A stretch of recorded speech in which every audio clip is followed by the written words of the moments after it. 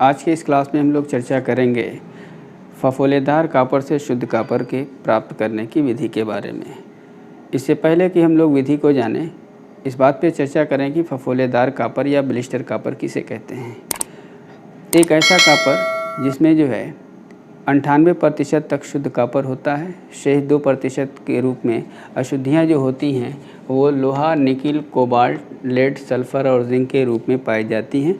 ऐसे कॉपर को हम फफोलेदार कॉपर या ब्लिस्टर कॉपर के नाम से जानते हैं। इस ब्लिस्टर कॉपर से शुद्ध कॉपर की प्राप्ति करने के लिए हम जिस विधि का उपयोग करते हैं उसको विद्युत अपघटनी विधि कहा जाता है। विद्युत अपघटनी जो विधि होती है, इस विधि में हम कॉपर सल्फेट का उपयोग करते हैं और जो कॉपर सल्फेट होता है वो एक विद्युत अपघट्य के रूप में कार्य करता है। इस विधि में जो है अशुद्ध कॉपर की जो मोटी प्लेट होती है वो एनोड का कार्य करती है, जबकि शुद्ध कॉपर की जो पतली प्लेट होती है वो कैथोड का कार्य करती है। कैथोड पर समीकरण के अनुसार अभिक्रिया होती है और एनोड पर समीकरण के अनुसार अभिक्रिया होती है।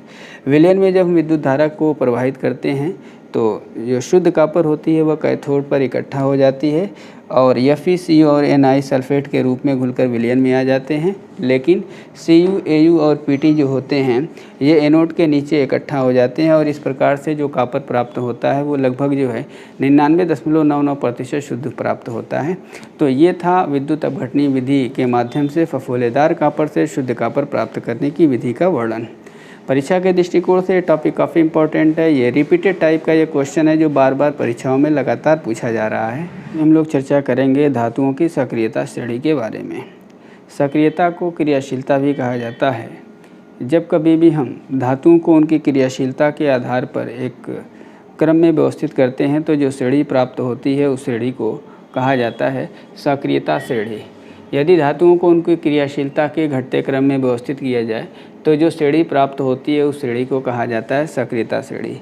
सक्रियता श्रेणी में सामान्य रूप से ये देखा जाता है कि हाइड्रोजन से ऊपर जो धातुएं स्थित होती हैं वो अधिक क्रियाशील होती हैं, जबकि हाइड्रोजन के नीचे की तरफ जो धातुएं स्थित होती हैं वो कम क्रियाशीलता का प्रदर्शन करती हैं।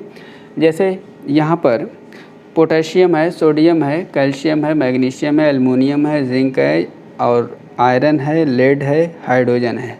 तो हाइड्रोजन के ऊपर जितनी धातुएं दर्शाई गई हैं वो अधिक क्रियाशील हैं और हाइड्रोजन के नीचे कॉपर है, पारा है, सिल्वर है और सोना है। हाइड्रोजन के नीचे जिन धातुओं को दर्शाया गया है वो कम क्रियाशील हैं, अर्थात इनकी क्रियाशीलता का जो क्रम है वो ऊपर से नीचे की तरफ घटता हुआ है। इसमें सबसे ऊपर जो है ये प्रबल सक्रियता का लक्षण दर्शाता है और सबसे नीचे की तरफ है वो दुर्बल सक्रियता का लक्षण दर्शाता है। इस तरह से जो है जब धातुओं को उनकी क्रियाशीलता के घटते क्रम में व्यवस्थित किया जाता है तो वही व्यवस्थित जो क्रम होता है या जो श्रेणी प्राप्त होती है उसी श्रेणी को कहा जाता है धातुओं की सक्रियता श्रेणी। वीडियो को लाइक, शेयर और सब्सक्राइब करना ना भूलें।